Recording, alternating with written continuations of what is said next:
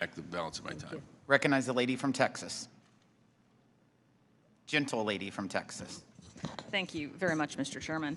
You know, for a party that can't even define what a woman is, I find it rich that some of my Democrat colleagues want to highlight International Women's Day and go after as if we are supposed to go soft on the Secretary today. I'm going to demand that everybody treat us as equals and don't demean us just because we were born with ovaries. I don't care if it is International Women's Month.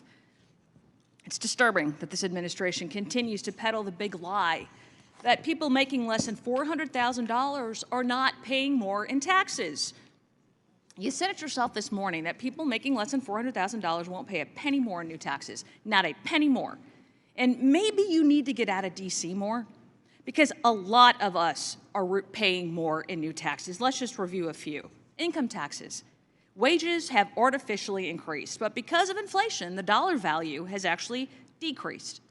So many people that are making less than $400,000 that saw wage increases are now paying more in income taxes, correct?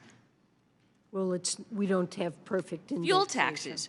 Gas prices have increased from a national average of $2.35 when Biden took office to now $3.41 a gallon this week.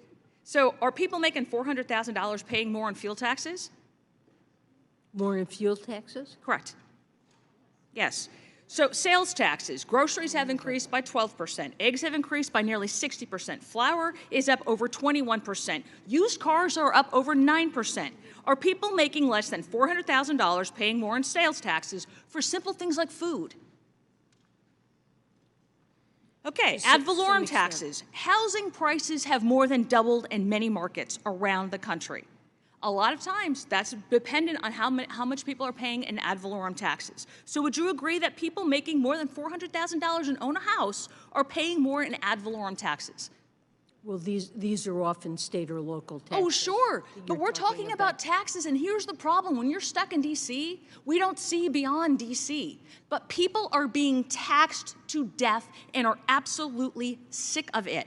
And when you said people who make more than $400,000 are not being taxed a penny more, I guarantee you they would disagree with that. What I said was that the president's budget... People are paying more than they have in taxes, even if they're making less than $400,000, and it is a direct result of policies that have come out of this administration. And it's alarming that y'all don't seem to understand that over-regulating, overspending, and increasing debt contributes to increased inflation. All of us are suffering from increased inflation, 14.4%.